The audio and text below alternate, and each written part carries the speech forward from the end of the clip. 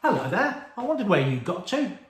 We got up to lockdown challenge number 6, didn't we? Yeah. So lockdown challenge number 7 now. Now I've noticed on Facebook that a lot of you have been doing a little bit of cooking. You seem to really enjoy it. So I thought we'd make lockdown challenge 7 a perfect pizza challenge.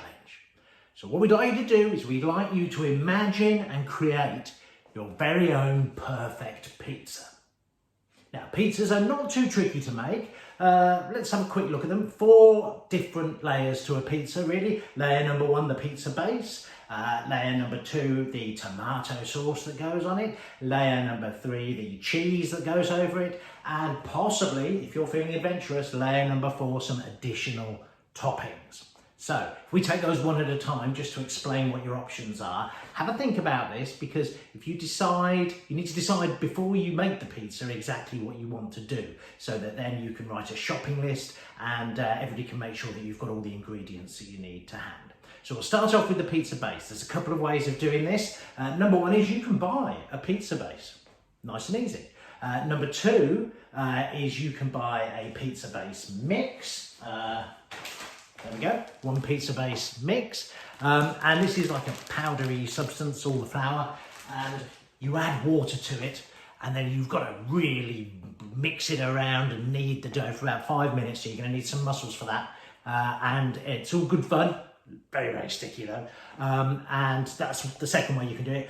If you're feeling very adventurous, you can try and make pizza dough from all of the ingredients like they do it properly in restaurants, etc. You'll need to have a look online for a recipe for that, because that's far too complicated for me, but I'm sure it would taste absolutely fabulous. So you've got your base sorted out now in terms of what you want to do with that. The second layer is going to be the tomato sauce. Now we're not talking ketchup here, we're talking something that's got a lot more tomatoes and a lot less sugar in it. So we're going to go for something like, you can use a can of tomatoes, so you can just get a can of tomatoes from the supermarket and stick it through a blender or mash it all down so it's just a pulp.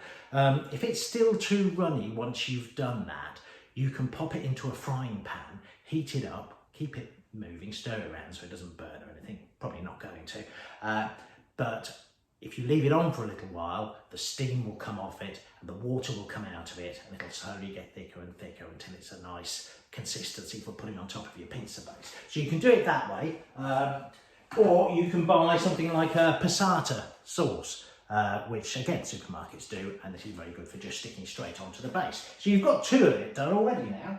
The next thing, of course, is the cheese layer.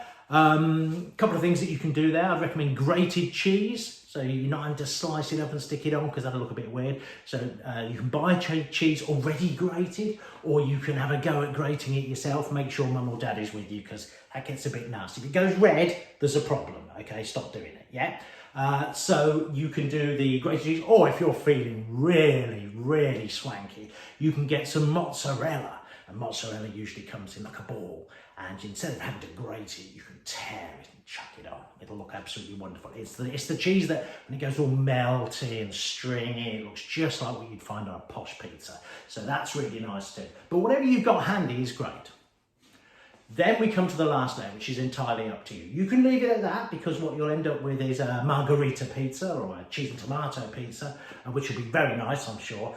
But with a topping, you get to make it your own. You could put some pepperoni on top.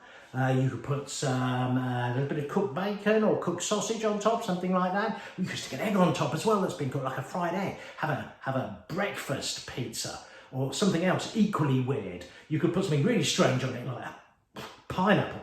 Who'd do that? You know, all sorts of things. Use your imagination, but make sure that you're happy that you will be able to eat it once it's done. We don't want you sticking all sorts of things on there and then going, they like me, because that's a waste of food and we don't want that. So you've got your ideas, you've made your list, all of the stuff has arrived, and it's time for you to make your pizza. Sort out the base, assemble all the bits and pieces on top, and stick it in the oven. As far as ovens are concerned, probably if you've got a fan oven at home, something like 200 degrees, and it can go in there for probably 15 to 20 minutes. Have a quick peek after 15 minutes to make sure it's not burning. And if you stick a piece of tin foil underneath it, then the cheese won't all drip off the side and you make the oven a big mess. We don't want a big mess when we're cooking.